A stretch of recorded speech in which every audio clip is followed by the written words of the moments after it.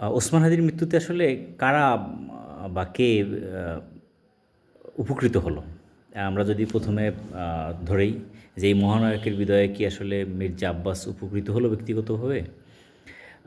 নাকি বিএনপি উপকৃত হলো? নাকি এনসিপি উপকৃত হলো? নাকি জামাত উপকৃত হলো? নাকি বাংলাদেশ উপকৃত হলো? নাকি আওয়ামী লীগ যে উপকৃত হলো? নাকি ভারতের কোনো উপকারিতা আছে কি না এটা? তো আমি আমার যেভাবে আমি আমার জায়গা থেকে যেটা মনে হচ্ছে, যদি আমি একটু অন বাই অন বিশ্লেষণ করি, যে আমি ধরি যেহেতু শহীদ ওসমান হাদি এই মহানায়ক, উনি ঢাকা ৮ আসনে জনাব মির্জা ফখরুল জনাব মির্জা আব্বাসের এগেনস্টে উনি নির্বাচন করতেছিল। তো আপনাদের যদি কারো মনে হয়, এবং উনি মোটামুটি বেশ সাড়া জাগিয়েছিল, যদি আপনাদের মনে হয় যে এই হত্যাকাণ্ডে মির্জা আব্বাস আসলে উপকৃত হয়েছে, তাহলে আমার মনে হয় যে না, উনি উপকৃত হননি। বরং আমার যেটা মনে হচ্ছে যে আসলে উনি আরও ক্ষতিগ্রস্ত হয়েছেন। কারণ এখানে আমরা জানি যে বাঙালি, আমরা একটা সেন্টিমেন্ট কাজ করবে, এবং ইনকলাব মঞ্চ থেকেও বা অথবা ঢাকা অথবা এনসিপির যদি এইখানে কেউ প্রার্থী দেয়, এবং যে ওসমান হাদিকে এবং তার ইনকলাব মঞ্চকে, ইনকলাব কালচারাল সেন্টারকে উনি যেভাবে করছে, এবং উনি যদি, অর্থাৎ ওসমান হাদিকে যদি কেউ রিড করতে পারে, অর্থাৎ এই আবেগটা যদি তুলে ধরতে পারে, সেক্ষেত্রে আমার কাছে মনে হয় যে মির্জা আব্বাসের জন্য এই আসনে জেতাটা অনেকটা মানে কি বলে যে অনেকটা আসলে পদ্মা নদী, দুপুরবেলা পদ্মা নদী ডিঙি নাইতে পাড়ি দেওয়ার মতো হয়তো হয়ে যেতে পারে। দ্বিতীয় কথা বলি, আসলে আমরা দেখেছি যে যেই ছেলে ওসমান হাদিকে গুলি করার জন্য অভিযুক্ত, সে মূলত ছাত্রলীগের রাজনীতির সাথে সম্পৃক্ত ছিল, এবং বিভিন্ন জায়গা থেকে যেখানে তাদের আহ, ওসমান হাদিকে যে হুমকি দমকি দেওয়া হয়েছিল এবং বিভিন্ন কারণে, তো সেক্ষেত্রে মনে হয় যে এখানে ভারতীয় আধিপত্যবাদ এবং আওয়ামী লীগ এই হত্যাকাণ্ডের সাথে জড়িত। তো যদি সেটা হয়ে থাকে, তাহলে এক্ষেত্রে আসলে যারা হত্যাকাণ্ডটা ঘটাইলো, এক মহানায়ক, নায়ককে তো মহানায়ক করা হলো হত্যাকাণ্ডের মধ্য দিয়ে। অর্থাৎ ওসমান হাদি যদি বেঁচে থাকতো, তাহলে সে জুলাই যোদ্ধা বা জুলাইয়ের নায়ক থাকতো। কিন্তু ওসমান হাদিকে গুলি করার মধ্য দিয়ে ওসমান হাদি মূলত নায়ক থেকে বাংলাদেশের মানুষে এবং বাংলাদেশপন্থী মানুষের কাছে মূলত মহানায়কে রূপান্তরিত হয়েছে। এবং এটা দিয়ে আসলে আলটিমেটলি হয়তো জুলাই যোদ্ধাদের বা যারা বাংলাদেশপন্থী আছে, ইন্ডিয়া পন্থীরা বা আওয়ামীপন্থীরা হয়তো এই ব্লকে একটা ভীতির সঞ্চার সৃষ্টি করছে পারছে, বাট একটা ভীতি, আমি হ্যাঁ বলবো যে হ্যাঁ, ভীতির সঞ্চার সৃষ্টি করতে পারছে। কিন্তু এই ভীতির সঞ্চার সৃষ্টি করতে পারলেও আম, এটার একটা রিয়াকশন আছে, এবং আমরা যেটা দেখছি যে মানুষ, আপনি যদি দেখেন যে আওয়ামী লীগ বিগত 17 বছরে গুমের সংস্কৃতি চালু করেছিল, এবং দেখা মানে যেটা আমরা পরবর্তীতে দেখলাম, এবং আসলে দমন নিপীড়নের অর্থাৎ তার ক্ষমতা থাকার জন্য সে জনগণের ম্যান্ডেটের চেয়ে অনেকটা দমন নিপীড়নের উপরেই আসলে মূলত বেশি নির্ভরশীল ছিল। কিন্তু দেখা গেল এটা আসলে আওয়ামী লীগের শাপে বর হয়ে আসছে, এবং অর্থাৎ এটা আওয়ামী লীগের জন্য আসলে ভালো দেয়নি, অর্থাৎ এটা স্বাভাবিক। তো আমিও আবার মনে করি আওয়ামী লীগ যদি এই হত্যাকাণ্ডের সাথে জড়িত থাকে, সেই ইতিহাসে দ্বিতীয়বার, মানে জুলাই পরবর্তীতে তার সবচেয়ে বড় ভুল এই হাদির হত্যাকাণ্ডকে প্যাট্রোনাইজ করা। এবং এই মুহূর্তে আপনি যদি দেখেন যে সোশ্যাল মিডিয়ায় দেখবেন হয়তো আপনার কোথাও 10,000 বা 1,00,000 মানুষের রিয়াকশন পড়ছে, সেখানে হয়তো 1, 2, 4 হাজার দেখা যাবে যে হাহা রিয়াক্ট দিয়েছে। অর্থাৎ যারা আসলে মূলত ওসমান হাদির মৃত্যুতে তারা আনন্দিত।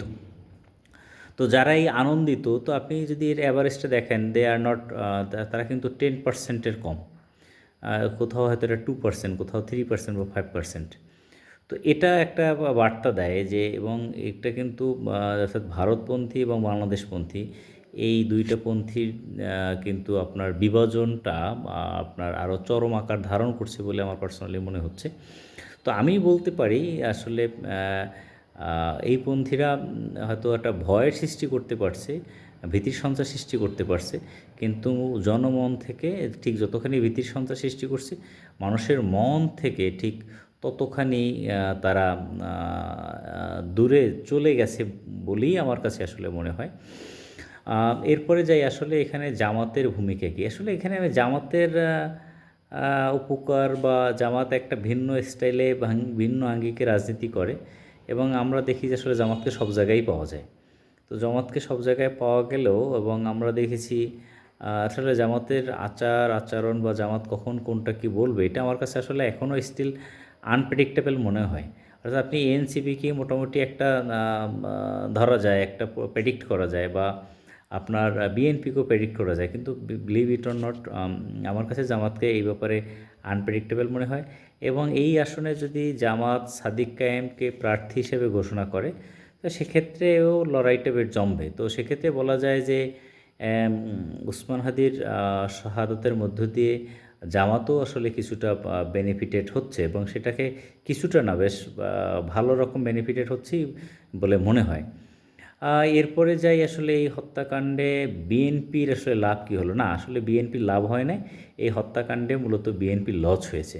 আর আমি দেখেছি যে বিএনপির সপক্ষে ওসমান হাদি একটা কিন্তু বয়ান সে সৃষ্টি করছে। সেটা আমি দেখেছি, সেটা বেগম খালেদা জিয়া হোক বা শহীদ প্রেসিডেন্ট জিয়াউর রহমান হোক বা আমি ইভেন দেখেছি ওখানকার সময় বিভিন্ন যারা আমি বিশেষ করে দেখেছি যে আনাম ও এহসানুল হক মিলনের সপক্ষে উনি অনেক কথা বলেছে।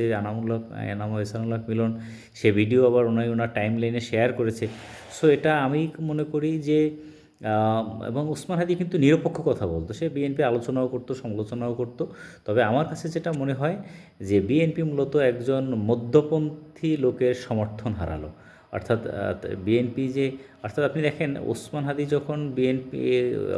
যখন মির্জা আব্বাসের বিপক্ষে নির্বাচন করছে, একই সময়ে সে আবার বিএনপির কিছু ব্লকের এবং শীর্ষ নেতৃত্বের আর আপনার প্রশংসা করছে।